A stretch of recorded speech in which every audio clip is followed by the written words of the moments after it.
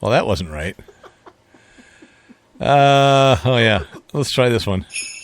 Hello, I'm Brian. And I'm Nate. No, that's not it either. Let's. Oh, here we go. Ho, ho, ho! Merry Christmas! I just want to say that those two boys, Nate and Brian, have been very naughty this year. Ho, ho, ho! Oy vey. Wow. Steve really screwed that up. If there's anybody that screwed that up, it was Steve. Oh. All right. We're back. You're listening to Ad Oz Show. This is Brian. The Rush Limbaugh Show. This is Brian, and that's Nate. Say hi, Nate. Hi, Nate. Hi. Hi. Nate's getting up and leaving. All right, our trivia question. Who was the only president to also serve as Chief Justice of the U.S. Supreme Court? Ooh, do you want me to guess? 1921 to 1930. Can I guess? Can I guess? Sure you can. Can I guess? George Bush. No, it was Ben Franklin. No, it was William Taft. Oh. William Taft served as I thought it was Calvin Justice Coolidge. And president. It's around the same time. I also have this day in history if you care to. It's about terrorism. Yes. Islamic terrorism. Yes, because that is very important. Really? All right. This day in history, in 1988, Pan Am Flight 103 from London to New York explodes midair over Lockerbie, Scotland, killing 243 passengers, 16 crew members, as well as 11 residents on the ground. Bomb was hidden inside an audio cassette player, detonated in the cargo area when the plane was at 31,000 feet. The disaster was believed to be an attack against the United States, with 189 of the victims being American. Islamic terrorists were accused of planting the bomb on the plane. They actually had a couple people that were Libyan secret agents. Gaddafi wouldn't release them, but finally did. They were released to Scotland, not the U.S. One was found guilty, one was acquitted, right? One that was guilty was sentenced to life, but they let him out in 2009 because he had a terminal illness. 2003, Libya did accept responsibility for the bombing, but didn't express remorse. Wow. So that was pre-9/11. Let's listen to our president reassuring us about terrorism. Yeah, I mean, he would know. He would. At this moment, our intelligence and counterterrorism professionals do not have any specific and credible information about an attack on the homeland. That said, we have to be vigilant. As I indicated in my address to the nation last week, we are in a new phase of terrorism. PM her or something and say, including lone actors can you keep it and down small there? groups of terrorists, Dog barking and stuff? like those in San Bernardino. Because they are smaller, often self-initiating, self-motivating, they're harder to detect. And that makes it harder to prevent. We're stepping up our efforts to prevent attacks here at home. As I said, the NCTC is constantly sharing information with our state and local partners. Across the country, more than 100 joint terrorism task forces are the action arm of this fight. Federal, state, and local experts all working together to disrupt threats. At the state level, fusion cells are receiving tips and pushing information out to local law enforcement. And finally, one of our greatest weapons against terrorism is our own strength and resilience as a people.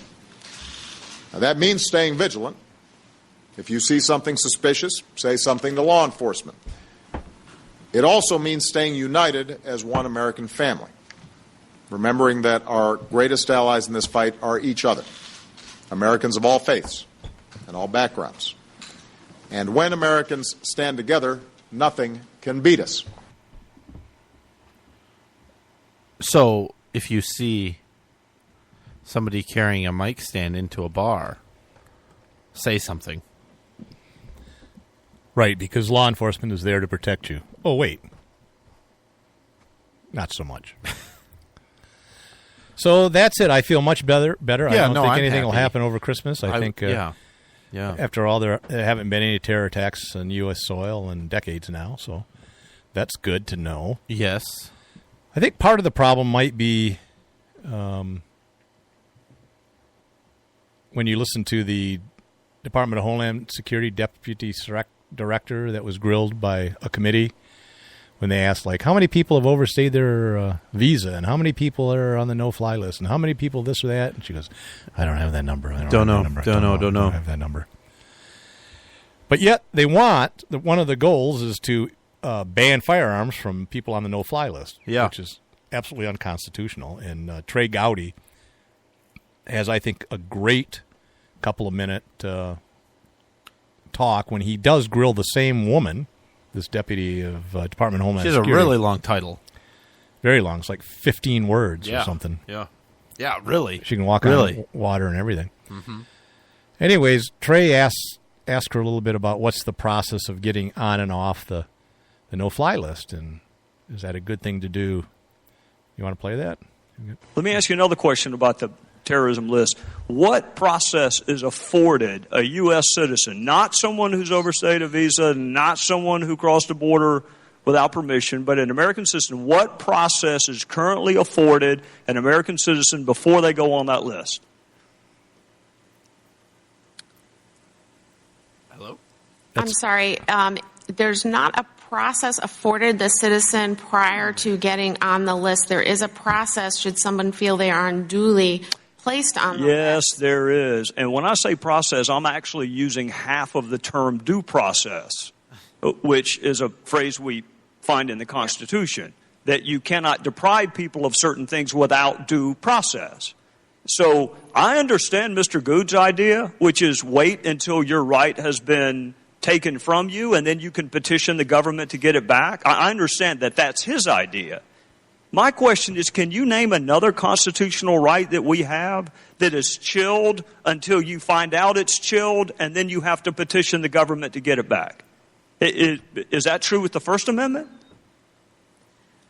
Sir, there are strict criteria before. That's not my question, ma'am. That is not my question. My question is, what process is afforded a United States citizen before that person's constitutional right is infringed? Then he's fine with doing it with the Second Amendment. My question is, how about the First? How about we not let them set up a website or a Google account? How about we not let them join the church until they can petition government to get off the list? How about not get a lawyer? How about the Sixth Amendment? How about you can't get a lawyer until you petition the government to get off the list?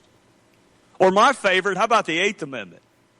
We're going to subject you to cruel and unusual punishment until you petition the government to get off the list. Is there another constitutional right that we treat the same way for American citizens that we do the Second Amendment? Can you think of one?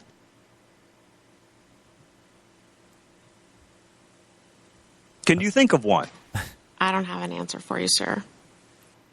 I think you missed the best one, the Third Amendment. Yeah. How about we make people quarter soldiers in their house until they petition the government to get taken off the no-fly list? Hell out of here. Which, by the way, there is a process to be taken off the no-fly list. It's not really easy. It's onerous. Onerous. And odious. And odious. It's odious for sure. Yeah, it's crap. But that was in regards to Obama trying to deprive gun rights from these people. Because that's the idea now, right? Is that and that's a bad idea. They want to take. They want to make it so if you're on the no-fly list, you're a suspected terrorist, you can no longer own a firearm. Or buy a firearm. Really, and that's not an exaggeration. That's what they want to do. Right. And the thing is, that's a powerful tool for any government because they could put anybody on that list. Political enemies, they want to get back at somebody. Somebody is badmouth the government in some way or embarrass the president in some way. Oh, you're on the list. You're losing your... They could do that to every gun owner. Right. If they wanted. Right. It's... I mean, in his point... At some point, people are going to not stand for that, but that's a bad idea, and I don't think they can justify doing what they want to do in any way. And I'll be surprised if they do it because they're getting a lot of blowback. Well, we did hear from the White House that... After the Christmas break. Yeah, after the new year, Obama is planning to do some sort of executive action on gun control or gun safety. I mean, it may be. Yeah. Well, might be part of it. It might be. He's pushing it. He might try it.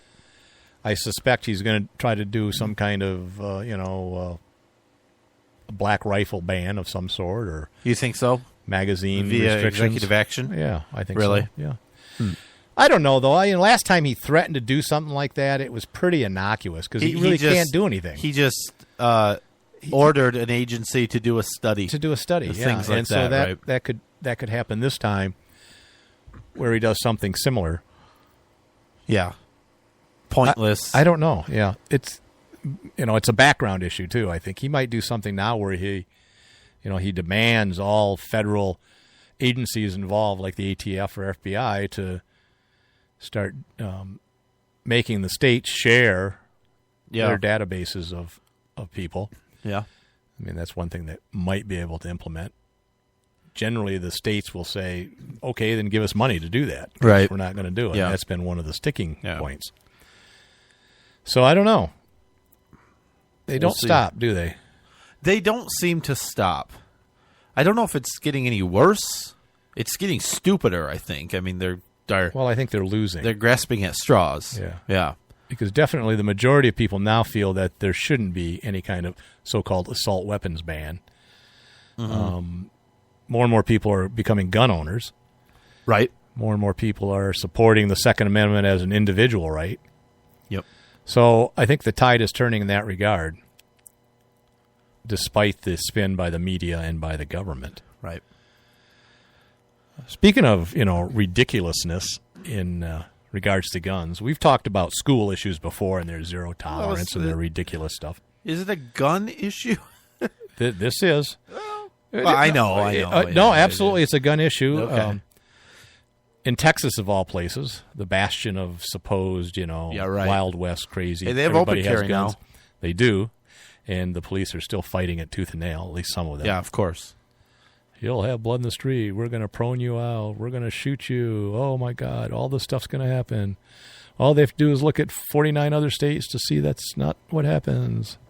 But Texas is different and unique. Oh, that's not Texas. Oh. I mean, that's what they sound like. I know. All right, so Roseburg, Texas. A 7th grader wore a shirt. Oh, jeez. The audacity. Really? We've had the kid that wore the NRA shirt and all. Yeah, but 7th graders wear shirts? And it was a Star Wars shirt. No. And it had a stormtrooper on it, holding a weapon. The poor kid. A weapon. They should have sent him home. They didn't. I know. But apparently, he's worn it several times without any issues. Yeah. But Thursday was the day. Yo, this is the line. You shall go no farther than this. This is the line. Thursday broke the camel's back because they told the kid, hey, that shirt's banned because it has a gun. Or at least, a picture of what is in the movie, not a weapon. Yeah.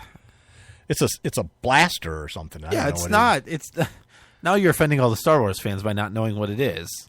I don't. Well, see, look, it's not I've dated women, so I. Yeah, that's why I said I feel bad for this poor kid. Yeah. It's now you really offended especially the ones that are over 40. Millions and millions of people have seen Star Wars and love it, and I've insulted them all. Yeah, especially the males that are over 40 and are single. Yes. Like Lindsey Graham. Yes. But just call me Lindsay. I guess I never made that connection. Of course you didn't.